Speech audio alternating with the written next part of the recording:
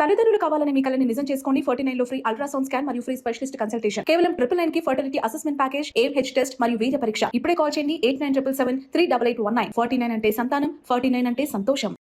ఒక్కళ్ళకే problems ఉన్నాయి అని ఉండదు కదా మేడం, ఇద్దరికీ ఉంటుంది కదా. అప్పుడు ఇద్దరు చెకప్ చేయించుకోవాలి. బట్ ఏంటంటే కొంచెం మంది లేడీస్ చెకప్ చేయించుకుంటారు కానీ బాయ్స్ అనేది చెకప్ చేయించుకోరు వాళ్ళు. అయితే వాళ్ళల్లో ఎలాంటి ప్రాబ్లమ్స్ ఉంటాయంటారు? సో మనము ఇవాళ రేపు చూస్తూనే ఉంటాం.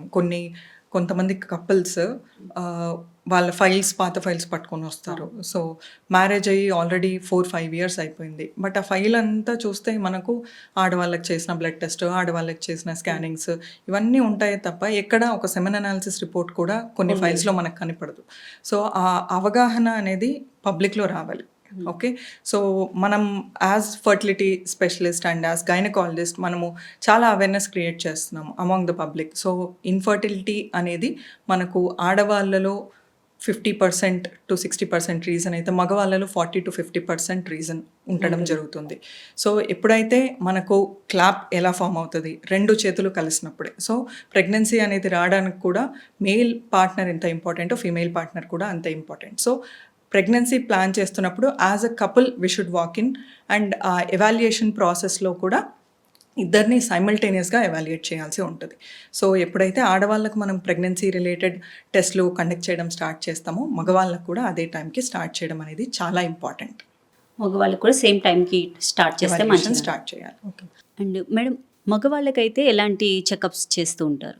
సో మగవాళ్ళలో ఎవరైతే కపుల్స్ ప్రెగ్నెన్సీ ప్లాన్ చేస్తున్నప్పుడు మనకు వచ్చినప్పుడు బేసిక్ సెమెన్ అనాలిసిస్ టెస్ట్ అనేది ఇంపార్టెంట్ అనమాట. సో ఈ సెమెన్ అనాలిసిస్ టెస్ట్లో మనకు 7 పారామీటర్స్ ఎలా ఉన్నాయి అంటే sperm concentration, sperm motility, sperm morphology అనేవి మెయిన్ పారామీటర్స్గా మనము చూడడం అనేది జరుగుతుంది అనమాట. దీంతో పాటు అదర్ పారామీటర్స్ని కూడా అసెస్ చేయడం అనేది జరుగుతుంది. మ్యామ్, ఇప్పుడు మీరు ప్రాబ్లమ్స్ చెప్పారు. అయితే ఈ ప్రాబ్లమ్స్కి ఎలాంటి ట్రీట్మెంట్స్ తీసుకుంటే బెస్ట్ అంటారు మీరు? సో ఎప్పుడైతే ఒక కపుల్ మన దగ్గరికి ప్రెగ్నెన్సీ ప్లాన్ చేస్తూ వస్తారో సో వాళ్ళకు ఒక బేసిక్ ఎవాల్యుయేషన్ చేశాక అండ్ మనకి ఏజ్ కన్సిడరేషన్ని బట్టి వాళ్ళలో ఐడెంటిఫై అయిన ఫ్యాక్టర్స్ని బట్టి వాళ్ళకి ట్రీట్మెంట్ ఆప్షన్ అనేది ఇవ్వడం జరుగుతుంది అనమాట.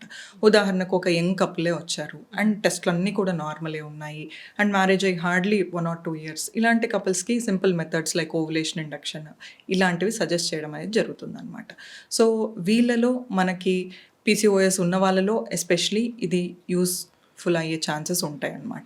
సో సింపుల్ మెడిసిన్స్ టాబ్లెట్స్ ద్వారా కావచ్చు, కొంతమందిలో టాబ్లెట్స్ ద్వారా రెస్పాన్స్ రాకపోతే ఇంజెక్షన్స్ మనం పెట్టి ఫాలిక్యులర్ మానిటరింగ్ అంటే స్కాన్ చేసుకుంటూ మనకు దాని ద్వారా రెస్పాన్స్ ఉందా లేదా అండ్ ఏ టైంలో మనకు బెటర్ ఛాన్సెస్ ఉంటాయి అనేది చూసుకోవడం జరుగుతుంది అనమాట. మనకి కొంతమంది కపుల్స్ అలా కాకుండా విత్ ఎండోమెట్రియోసిస్ ఆర్ న్యాచురల్గా చాలా ట్రై చేసాము బట్ ఇన్స్పైట్ ఆఫ్ దట్ అన్ని నార్మల్ ఉన్నా ప్రెగ్నెన్సీ అందట్లేదు అంటే అన్ఎక్స్ప్లెయిన్డ్ ఇన్ఫర్టిలిటీ ఇలాంటి కండిషన్స్లో కానీ ఆల్ మైల్డ్గా సెమెన్ అనాలిసిస్లో అబ్నార్మాలిటీ ఉంది, ఇలాంటి కేసెస్లో మనకు నెక్స్ట్ స్టెప్ అంటే IUI ఇంట్రాయూట్రైన్ ఇన్సెమినేషన్ అనే పద్ధతి సజెస్ట్ చేయడం అనేది జరుగుతుందన్నమాట. ఇంట్రాయూట్రైన్ ఇన్సెమినేషన్లో సేమ్ లైక్ ఓవులేషన్ ఇండక్షన్ మనం మెడిసిన్స్ అనేది పెట్టి స్కాన్స్ చూసుకుంటూ మనము IUI అనే ప్రొసీజర్కి ఒక డేట్ ప్లాన్ చేసి ఆ ప్రొసీజర్ చేయడం అనేది జరుగుతుంది.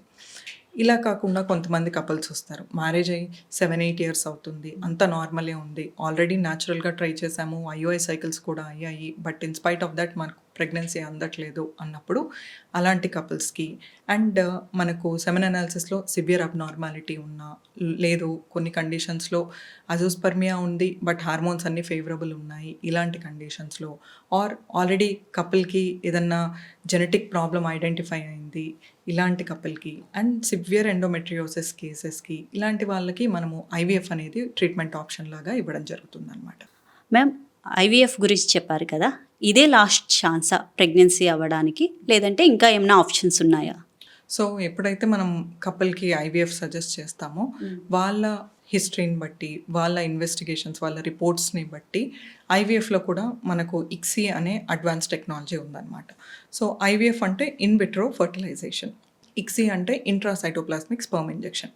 సో రెండిటికి మనకు ఎగ్ పికప్ వరకు అంతా సేమ్ ఉంటుంది బట్ ఎగ్ పికప్ తర్వాత స్టెప్స్ ఏవైతే ఉంటాయో అవి ల్యాబ్లో మనకి డిఫరెంట్గా ఉండడం అనేది జరుగుతుంది అనమాట.